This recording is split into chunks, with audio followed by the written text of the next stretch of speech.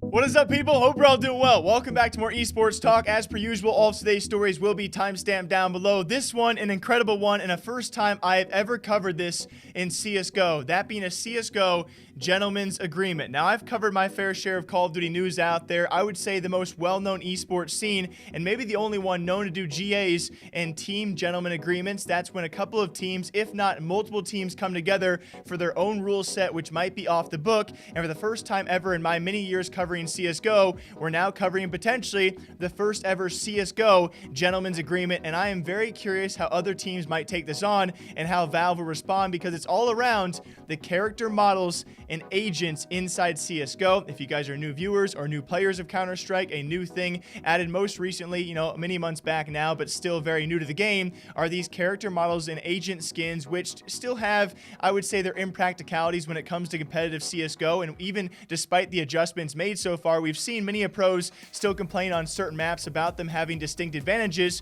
for teams who can abuse them, and I would agree with that notion. Now, for the first time ever, just in the past few days, it's actually Envy and Furia having a gentleman's agreement during a matchup to not use the skins. Despite the admin reminding them, hey, it's a Valve sanctioned event, you can use them, it was actually Furia saying, no, we're going to change 2 players because we agreed not to use them. It's incredible. It's remarkable to cover this for the first time, at least for myself in CSGO, and super curious as per usual. What do you guys think about this? How will Valve respond? Will Valve continue to change these things? I would highly doubt that, considering it's a pretty big cash grab for Valve to make this move, and it was, at the time, a pretty unprecedented move as well. We will see how other teams take this on. If other teams make this gentleman's agreement known across the entire pro scene for Counter-Strike, then we might see Valve actually have their hand forced. Despite all of that, though, I highly doubt Valve will respond. If they do, though, it'll continue to be a very cool story. The first ever CSGO gentleman's agreement is 2 teams agreeing not to use the models that Valve has implemented into their game.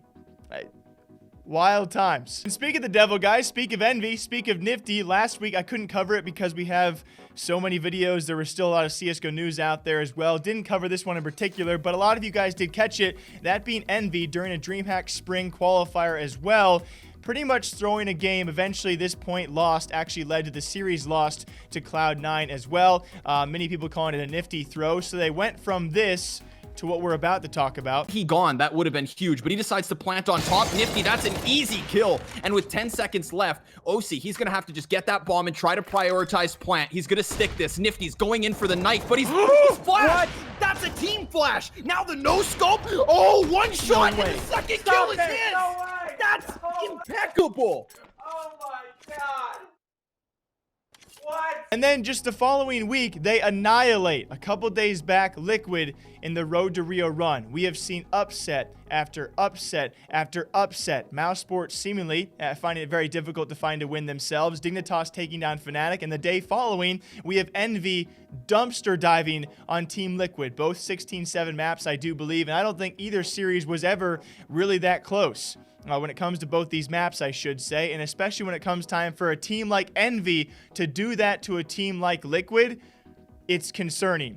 Yes, it's online play. I can make my remarks in that. I do believe, you know, of course, being located in Texas, that investment for the Envy organization has struck wonders during this quarantine period. If all of those players are truly located, maybe in the Texas HQ or in Texas in general, where the internet is known to be a bit better, it's already paid dividends for their Call of Duty roster, which won their last online event in Chicago this past weekend. And now for the CSGO team, presumably as well, taking down a team like Liquid is no small feat. And the way and the fashion they did so is a gigantic upset, and especially the week following that gigantic throw to Cloud9, this is a huge upset and one I'm not taking lightly. And certainly when it comes to looking forward for this online CS, you got to be concerned about the EGs and the Liquids, and hopefully something can be turned around. Speaking of turning teams around, thanks to Decay, guys, I'll link the full article down below. It could be Thieves trying to turn around their roster by signing a genius. And I still think it's speculation right now, likely to happen though if Decay is reporting on it. That's going to be ImAPet.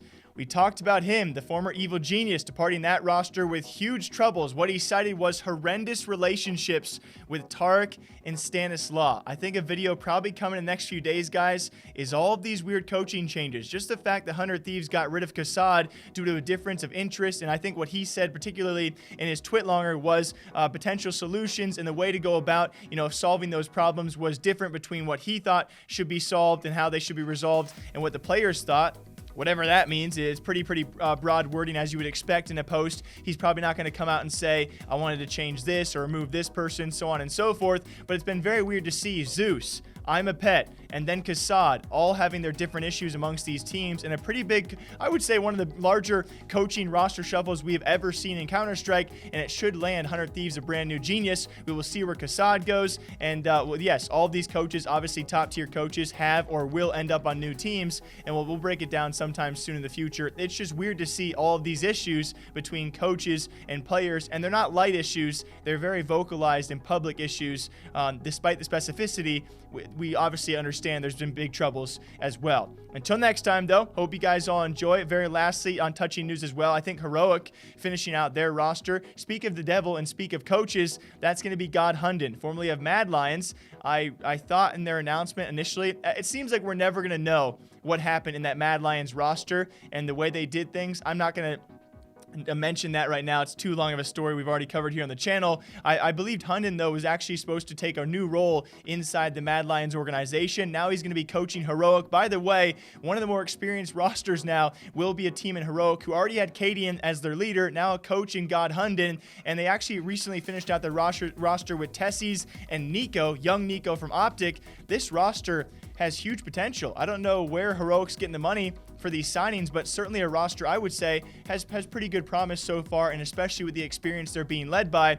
Best of luck to them in the future. Anyway, until next time, drink your Wawa, drink your coffee. Okay. I don't know if I was talking really loud the entire time because my ears were covered, but I hope I wasn't.